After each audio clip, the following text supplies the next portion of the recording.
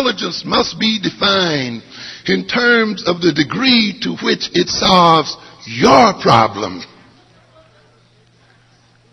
The nature of education today prepares you to solve their problems, not your own. That's why you study their books, you go to their schools, you learn their information, their language, their styles, their perceptions, so that when you come out, you can do a humdinger of a job solving European problems, but you can't solve your own. And then you dare call yourself intelligent. Come on. That's the height of stupidity.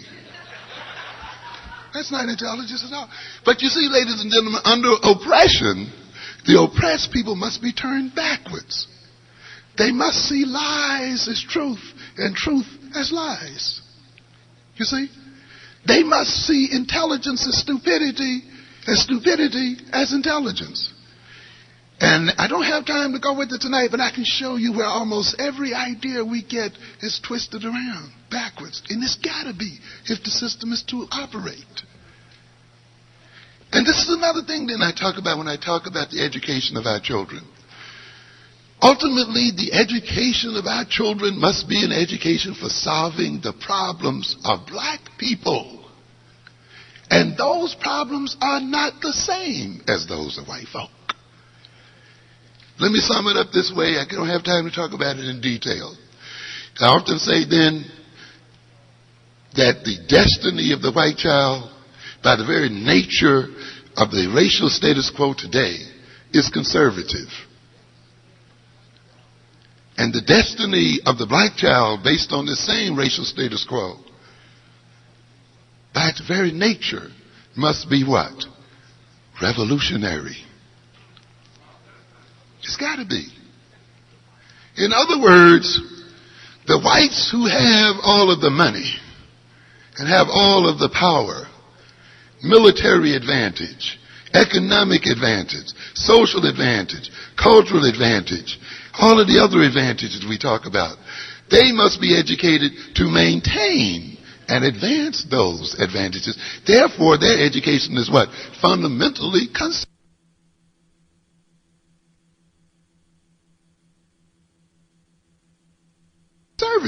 To hold on to what they got. You understand? That's why you can't give your children the same education as white children. They're not in the same place. What are they conserving? Their deprivation? Yeah. And in a sense, we are being educated to conserve our deprivation and to perpetuate our oppression. When you go around this world and you tell me every African nation that you visit, whether it is in the Caribbean, Central or South America, or on the African continent itself, you see African people at the bottom of social, economic, and other ladders. Even in their own countries, other groups are stacked on top of them, one right after the other. The same thing that Marcus Garvey saw when he moved around the world. How can you say your children must have the same education as a white child? When you tell me that the wealth of the world is located on the African continent and located in the lands of non-whites, when you tell me that Japan, which has no natural resources at all, and yet is seen as one of the richest and most powerful nations on earth, that you want your children to have the same education, you have to be out of your minds. In order for us to be in this condition where Africans starve over wealth, it means then that our minds must have been turned backwards. It means that the European is keeping us in a particular kind of consciousness such that we cannot use our own wealth and our own resources to feed our own children.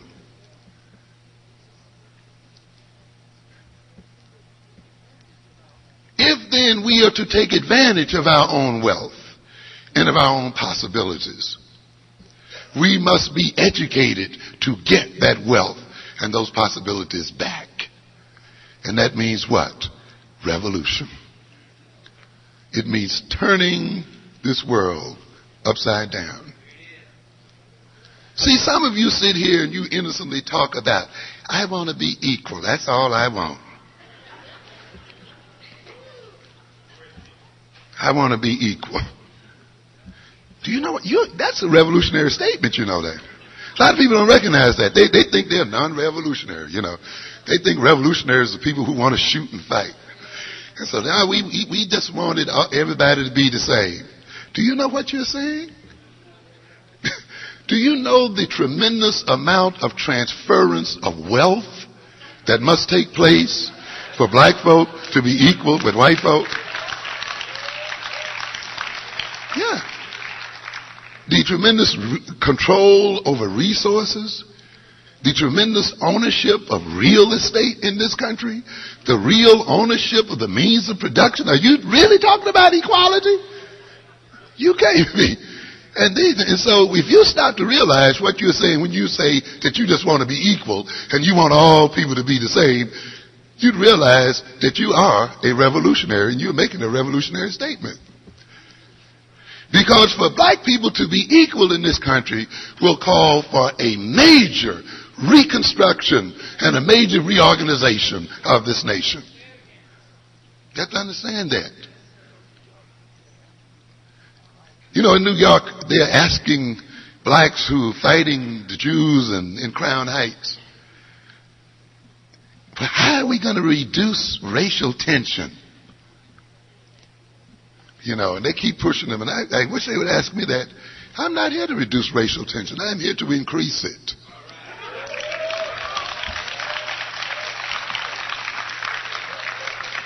I bring not peace, but what? A sword. Because in a city, as cities all across this country, where blacks don't even own their own communities, where they only spend a nickel out of every dollar they have with themselves, there cannot be racial peace and harmony until that's changed around. And there's going to be some racial turmoil while we change it around. It's got to be. We got to get ready for another 10 or 15 or 20 years of racial tension.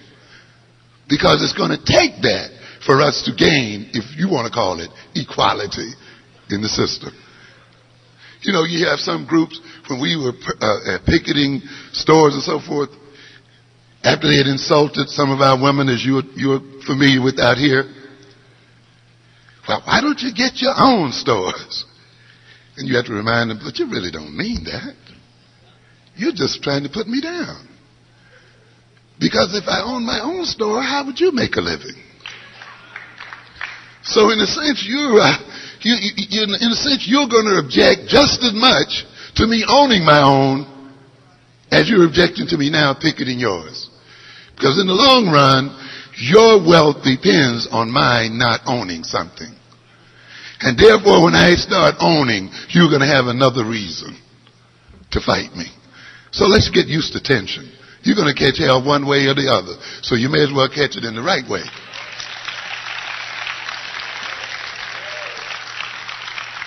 This is why I talk to black psychologists who get into these useless arguments with Europeans about the cultural bias of intelligence tests. Because you must understand, it's not about cultural bias. It's not about the test at all. It's about power and the rationalization of oppression and control. As soon as you prove to them that you are as smart or smarter than they are still going to do what? Kill you. Of course. This is the way people act in real life. You get rid of your what? Your rivals. So the issue is not, right now they say we're keeping you down because you're too dumb, right? But then when you go the other way, we got to get rid of you because you threaten our way of life and our economy. So you may as well get intelligent and get ready and get the battle on, because either way, you're not. This is what it's about. We have to understand this. And we are so productive as a people. I tell you, people are marveling about, say, a person like Mike Tyson, 30 million. I hope he manages to get some of that 30 million. See, everybody else is getting on the bandwagon. It looks like it's going to be payday for a whole lot of people. But anyway, that aside, and we get caught up with that, and yet we don't realize, and I try to get our people to recognize, that don't look so much at what he's going to earn, look at what he's creating. If he's getting 30, he's creating 300 million. Where is that money going? If Michael Jordan is getting so many millions, if he's getting 10 or 15, he must be creating 150 million. Why aren't we getting that end of the deal? Black music sells more music than any other music in the world. Millions and millions and billions of dollars. But where do we get off looking at just the movie star? The star is only getting a fraction of what they produce. When you look around, then you will see that black people have been the most productive and the most wealth-producing people this nation has ever seen. And yet that wealth is not coming to us. When you get into a true Afrocentric education, you see, you will educate your children to get that wealth. You understand? And that's how you get them off welfare and all. And this is how you stop them from shooting us in the street and knocking each other out and all these things, you see. But they must be appropriately educated. But you must understand what intelligence is, how it is built, what the real purpose of education is about, and how it must be given to our children. And it's at this point, you see, of our not meeting the intent of the biological programs of our children with the content of our culture and the content of education that they are lost. And it is this thing then that we must change. These children then, to use Pearson's word, we either block the child's movement into the unknown and so block intellectual growth, or we propel the child into inappropriate experience. This is how intelligence is killed. You don't appropriately set it up. In the new publication, I talk about continuity. And I mentioned it even here in the developmental psychology of the black child, about how there's a discontinuity that the black child faces when it moves into school. Because these schools are not organically related to the culture of our people. There's no bridge that moves between the black home and the school. The child enters into a completely new world, speaking a different language, with different expectations, different behavioral orientations, different time systems. All kinds of things are going on in there. That is quite different from the movement of the child from its home. Remember, its parents are also the teachers. The language that it is speaking in the house is also the language that's being spoken in the school. And yet we have a situation here of where we expect our children to shed the so-called black English as soon as they walk through the door of the school, to unlearn the values of black culture and so forth as soon as they walk through the door. We expect them to go through the process of unlearning their culture and repressing their culture and learning the new culture at the same time, at the same point as a white child. And therefore, when we give them a test and they don't make the same scores, we start talking about deficiencies, special education, and all the rest of that nonsense that you hear all the time. That comes from people not studying the history and knowing themselves. Who told you that all children must learn the same thing at the same time, at the same age? That's not written in concrete. If you have a different destiny, which I mentioned earlier, if our children are to solve different problems, they must be learning different things at the same age. So consequently, the use of standardized tests and these other tests they're irrelevant, because we are not concerned that they have the same knowledge as white children, because they're not going in the same direction as white children. We will be teaching them in terms of what we have to do as a people. And therefore, so-called standardized tests do not apply, particularly those where you then start measuring deficiencies and all this other nonsense. I try to get across to people the understanding that each culture has a time dimension related to it. Each culture has its own time, you know. Black folks' time is real.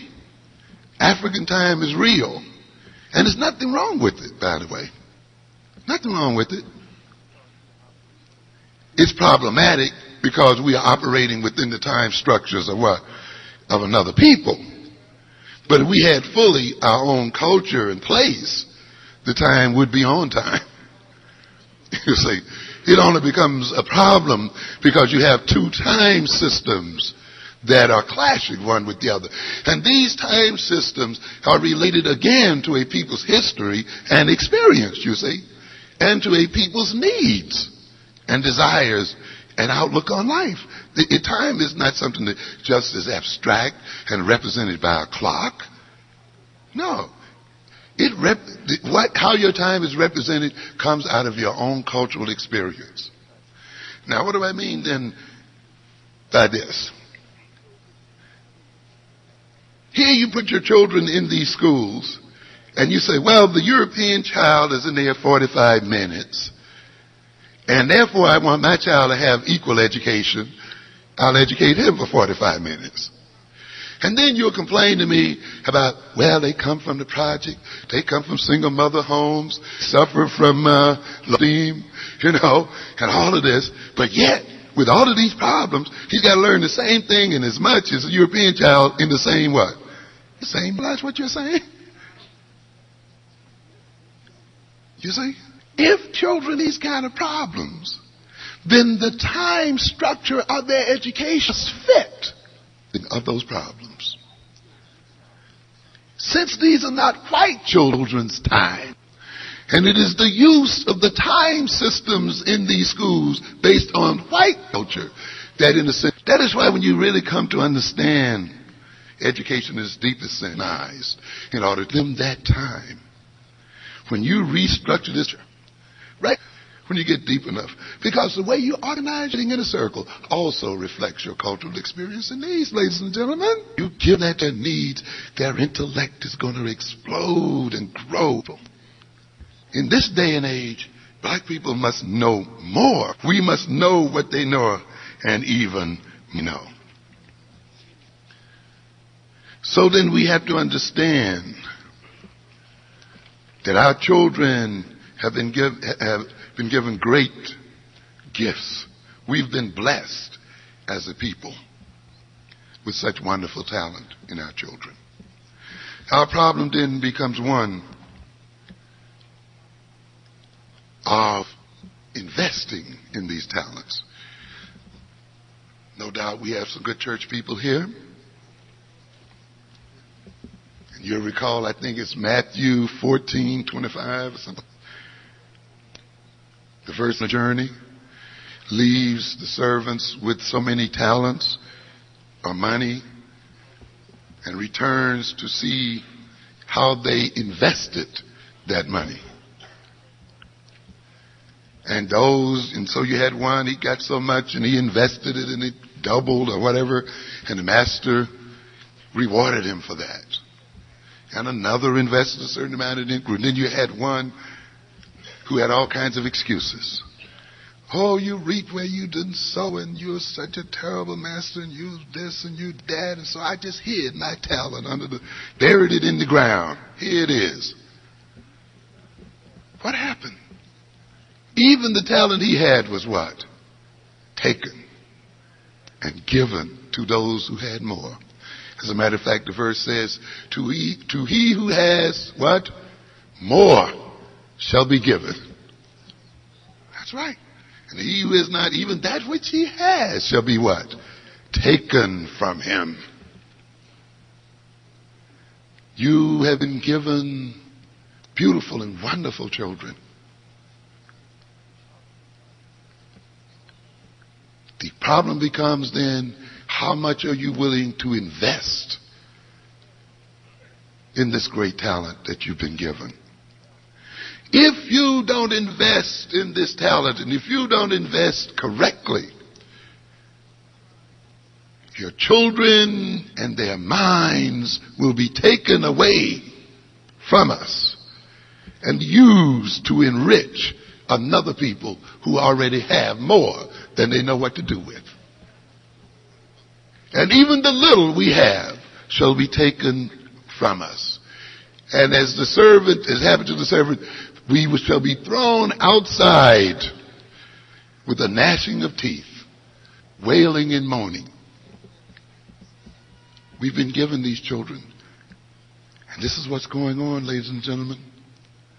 Our lack of investment in them means that they come to haunt us in these streets out here. We come to fear them. It means even those who get a so-called education, get that education to increase the wealth of the other people, not of ourselves. That's what happens when investment is incorrect, or when we don't invest at all. Their lives are taken from us.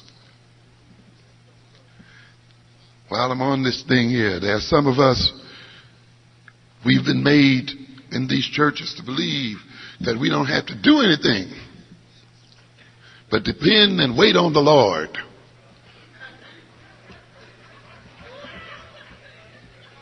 Yes, and God will provide. But God has already provided by giving you children with such beautiful minds and bodies. You've already been blessed. God is not wasting talent and time. He did not give these children the kind of brains that I just got through talking about for them not to use them. It is a blasphemy for them to grow up and not use their brains and minds. And yet we have some people who think all they got to do is sit back and wait on the Lord. Reread your Bible. I said people don't read Bible very well, you know. And I don't have time to talk about it today. But I wish I could cover the whole story of Moses, which is such a beautiful example of political science. Fantastic example of political science. And often it becomes a little fun to ask church members, how many of you realize that the children of Israel were not really converted to God even after all those miracles? Yeah. And yet it's right there in front of your face. They still weren't into God at all. Moses had to go up to get what? Laws and rules to come back down to unify them, which meant that they didn't have all the laws and rules when they came out, did they? No, not at all. And then when he got back, they were down there partying, worshiping other gods. After all of these Passover miracles and splitting the Red Sea and everything else, they are still praising another God. All right? Some people talk about these people being chosen. And I said they were chosen because they were so hard-headed. And so God figured, if I can convince this group, the rest is easy. Yeah, you know, because people are chosen by God don't mean that they're necessarily the better people. You know, we confuse that, you know. We got a lot of people confuse this issue. Well, they are God's chosen. It could be chosen like a bully is chosen in the class. This is the baddest one, so let me get this one. I straighten this one out, the rest of the class is okay. You know, so to be chosen doesn't necessarily mean that you're better. It could mean that you're the worst of the lot. Yes. And when you read their history, you will see them in constant rebellion against God. Constant rebellion. They nearly hung Moses about 4 or 5 times. That's right. But see, people don't read. You see, they don't really read. They don't read what's right in front of them. Not at all. Moses was saved within an inch of his life. Many times. Yes. I ask people, how many of you realize that Moses killed 3,000 people, ordered the death of 3,000? Why did he order the death of 3,000 people? Read it and see. There was also an ordering of the killing of 24,000 people. Remember that one? The Midianite story? What is the political science reason for that which went on there? He teaches the whole lessons about unity and unity of purpose, and how when a nation is surrounded by its enemies, when it is caught in a wilderness, it cannot afford a great deal of dissension and splits within itself. The major thing I'm trying to get to here is, of course, the issue of the promised land.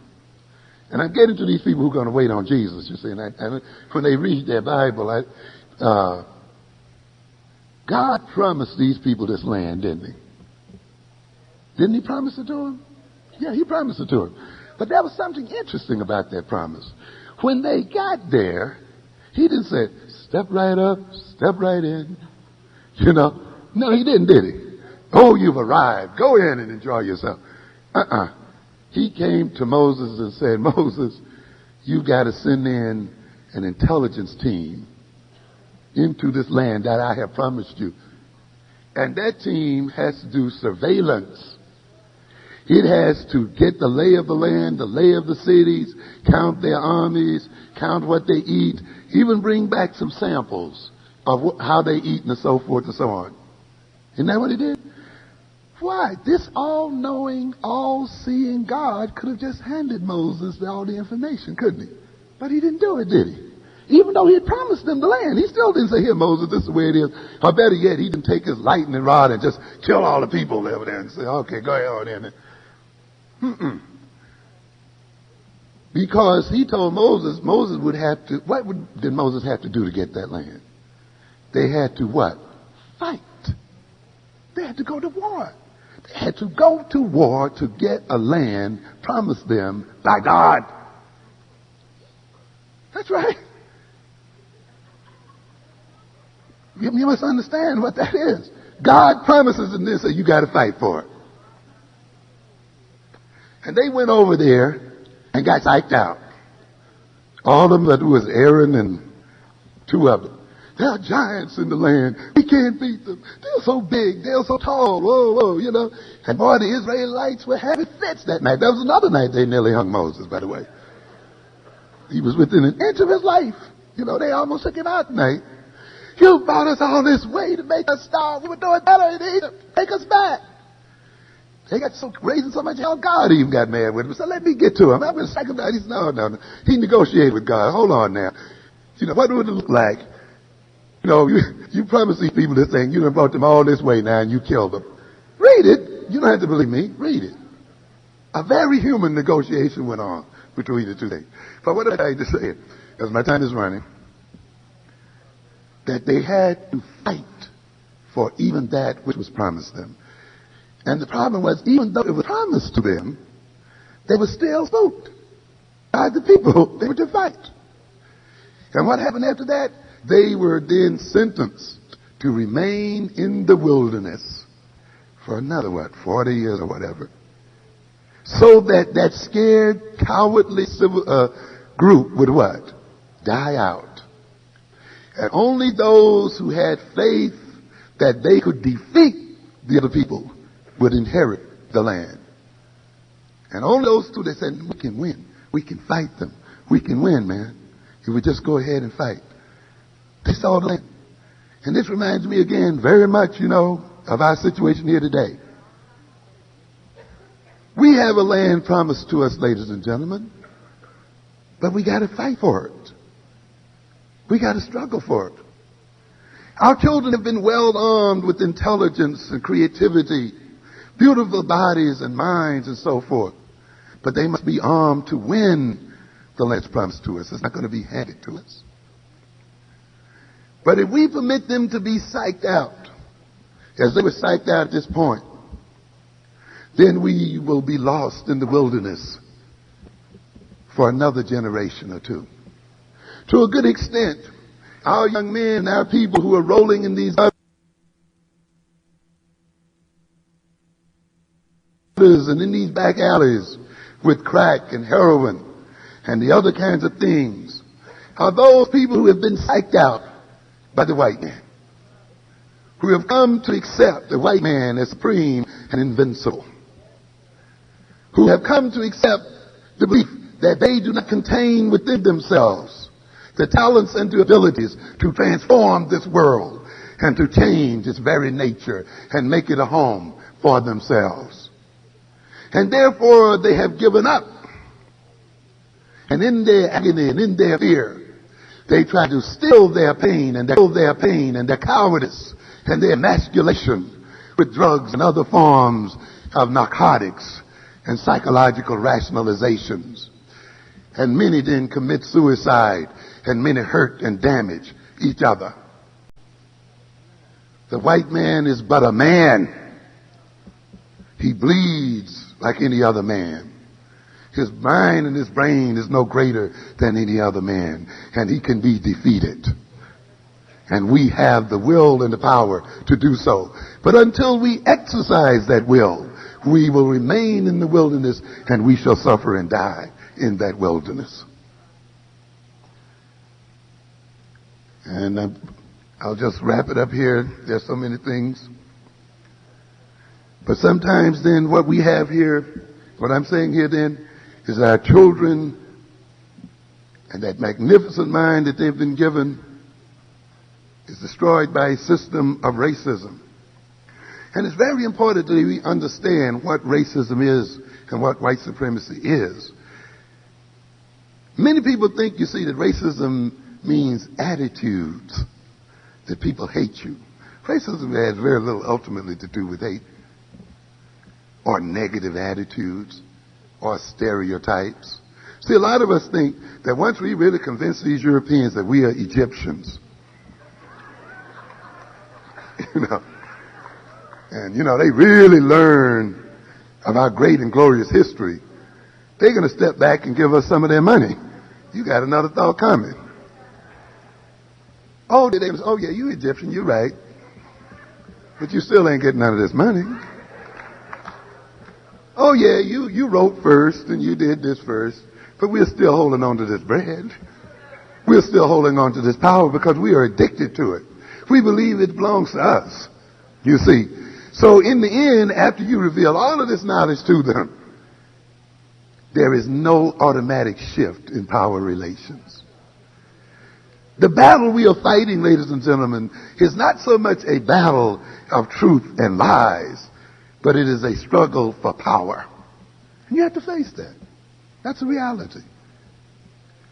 You can see in the magazine here last week or 2 weeks ago or whatever, Newsweek, was Cleopatra black? And they even made some concessions. But they're only making concessions to maintain the system. There's not going to be any fundamental change. None whatsoever. Because ultimately, you see, racism, as defined by Wellman in his book, racism can be seen to systematically provide economic, political, psychological, and social advantage for whites at the expense of blacks and other people of color.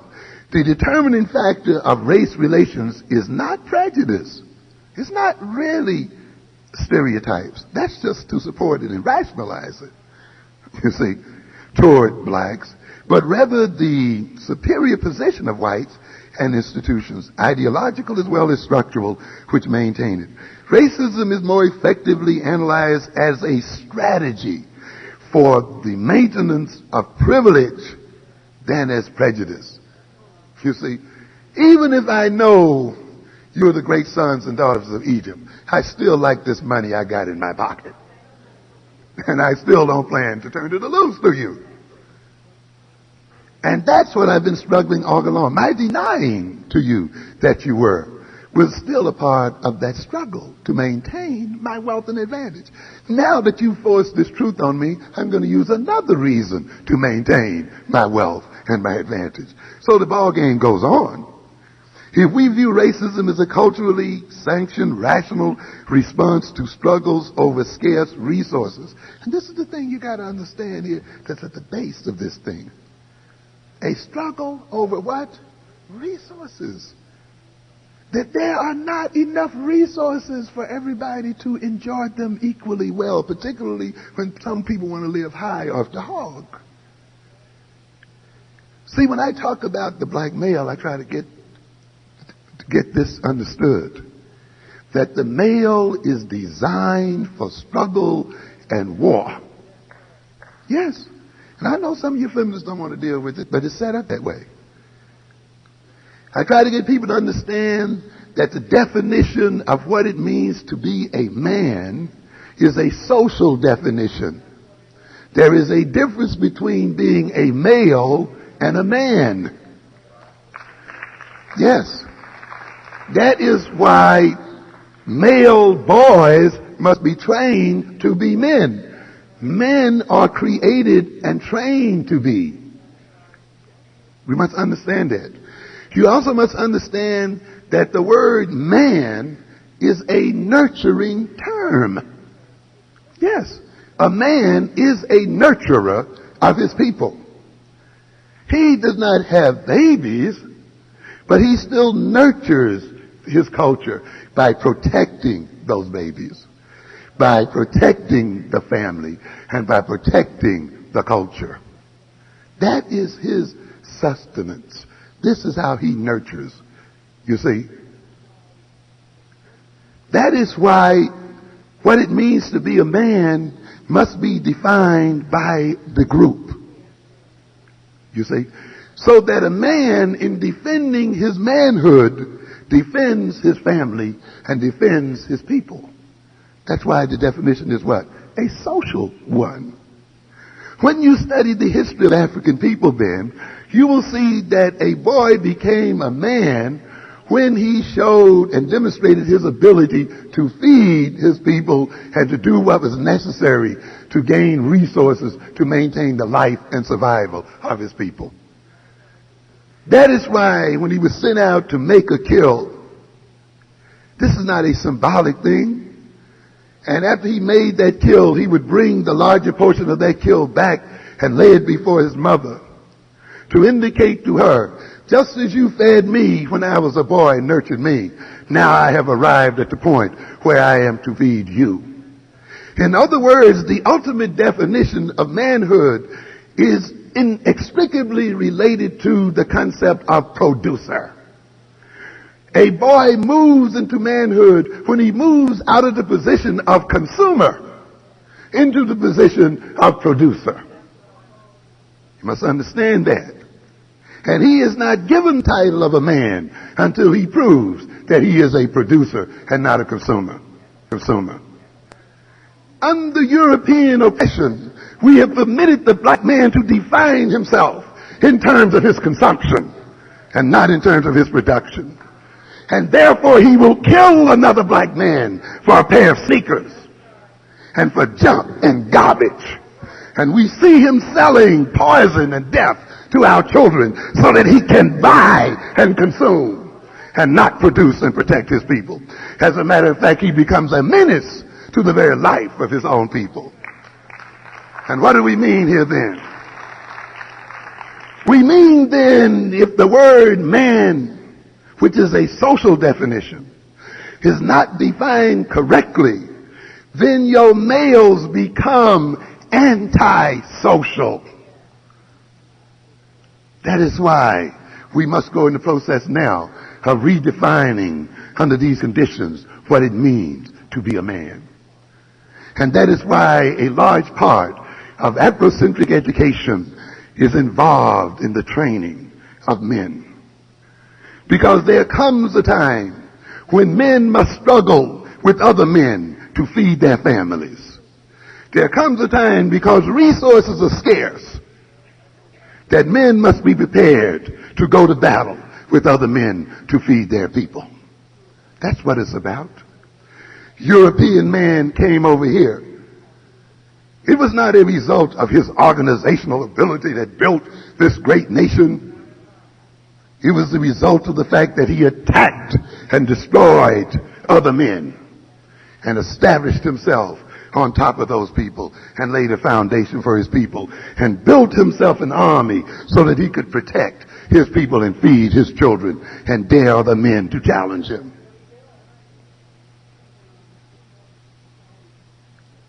In African societies, where the society depends on cattle, and often that cattle has to be rustled Now, you can get into a moral deal with this if you want to. The boy was not seen as a man until he rustled his first cattle. And that meant that he had to go through guile and courage and strength enough to take the cattle from someone else to protect his people. That's what it's about. And therefore, black men must come to realize that if the black race is to survive, and if it involves then our struggling with the white race or any other race, they must be prepared to undertake that struggle and win.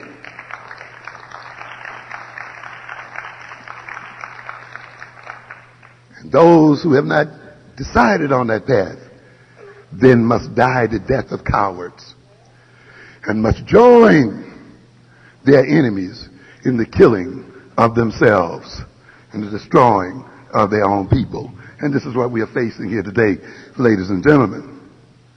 It's a struggle over scarce resources. The black man is on the point of extinction if we are not careful as a people. Why is there so much violence out here between us? And there are many reasons, but one of the major reasons is that the black man is no longer of great value in this society. In other words, his use is diminishing rapidly. Now, what do we mean by that? You know, we pat ourselves on the back about how we survived slavery, right? Oh, we survived slavery and we praised to the Lord and he got us through. Well, that's fine. I have no problem with that. But you also survived slavery. We also survived slavery because we were a valuable commodity. The white man didn't fill out insurance forms and finance these ships and all these other things just to bring you to America to kill you. He brought you to America to keep you alive. And it was in his interest as an investment property to maintain your life. So beside the Lord seeing about us staying alive, there were some white folk who also saw about us staying alive. Because if we weren't alive, who was going to tend the plantations and do the other kind of thing? At one time, a black slave was much more valuable sometimes than a free Irishman. Yes, definitely. Because there was an investment there. There was wealth in these people. You understand? And therefore, it was in the interest of many of these masters to maintain the life of our people. And in this sense, then, we were exploited, you see, because we produced value. This continued right up until after the Second World War, when we were hired in their industries and all these other things to continue to produce and add to this country's strength. But now let's look at this situation today and ask ourselves, in this day of automation and so forth, is the black man any longer needed in this society? Can this society survive without him? You see, now that these companies, you have companies now that find it easier to send information to Ireland and Scotland and other places, have that information processed over there and brought back over here. It costs them less to do it that way than to hire and train people in this country to do it. McGraw-Hill has all of its magazine subscription information processed in Ireland, because those people over there have a direct connection to their computers right here in New Jersey. So they talk to each other as if they're in the same room. And they pay these people $11,000 a year or less than that. And for the same kind of work, they'd have to pay us $20,000 or $30,000. Now they got people doing the work of MBAs that are paid $45,000. They're paying people in Ireland, the Philippines, and other places $20,000 or less to do the same work. In other words, then the New World Order involves the fact that the United States is now arriving in the position where it can hire people anywhere in the world. It does not have to hire them within its own borders. And otherwise, it also can import them into its country to do its work, which is one of the reasons why they feel no compulsion anymore to invest in the education of black people. If you then read the history of this country, you'll recognize that something is coming. Why was the Indian destroyed? In good part because he was economically useless.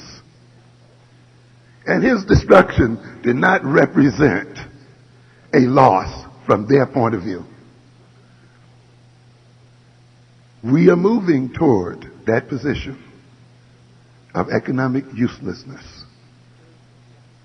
And if history serves us right, that is followed by decimation. And often, if it is not followed by direct decimation, which is occurring too, it follows by the twisting of the mentality of our people in such a way that we literally begin to kill ourselves and to destroy ourselves. That's why the subtitle of my book is The Psychodynamics of Black Self-Annihilation in Service of European Domination. The black-on-black criminal is an ally of white domination. He is a mercenary for white folk. As a matter of fact, though, and in a sense then, instead of the white man having to lynch you directly, he will use your own hands to do it. But frankly, that is not really new in the history of black people, is it? As a matter of fact, when we look at the history of imperialism, we see a situation where Africans under the captaincy of Europeans were used to fight other Africans to conquer African territory. Where Africans from the Caribbean were used to maintain European territory in Africa. In other words, ladies and gentlemen, this imperial system has used black men against black men throughout its total history. And so consequently, what we see here today of black men killing each other is but really a dramatic example of what has been going on all the time. And it dramatizes the very nature of imperialism. Because the very nature of imperialism means that the subordinate group must be used to operate against its own interest. People do not build an empire to favor the ones conquered. They build an empire to favor themselves. So therefore, the one conquered must be used against themselves. That's what imperialism is about. See, there's some of you who out here are deceived. Some of you out here deceived. You know, you look at old Thomas, and he's nominated. You look at a few other Negroes, and they are moving up into society, and you swear America is getting better. Remember this, ladies and gentlemen, about imperialism. Usually imperialism is a situation where a small, relatively small population is ruling over a large population. Usually the imperial group is much smaller in population and so forth than the people it rules over. Which means then it reaches a point where it has to recruit from its subordinate population to maintain control of its empire. Do you understand what I'm saying? And therefore, some people in the subordinate population will move up in the system. And we will be given some power. So the movement of our people up in this system and their gaining of a little power doesn't imply that the system is dying. It can imply that it is well and alive. That it has just reached a point where it is recruiting from our own ranks to work against us as a people. And therefore, both in the bourgeois level and on the level of the streets, the black man is at war against himself in the interest of imperialistic racism. This is what you have here. And you got to escape this.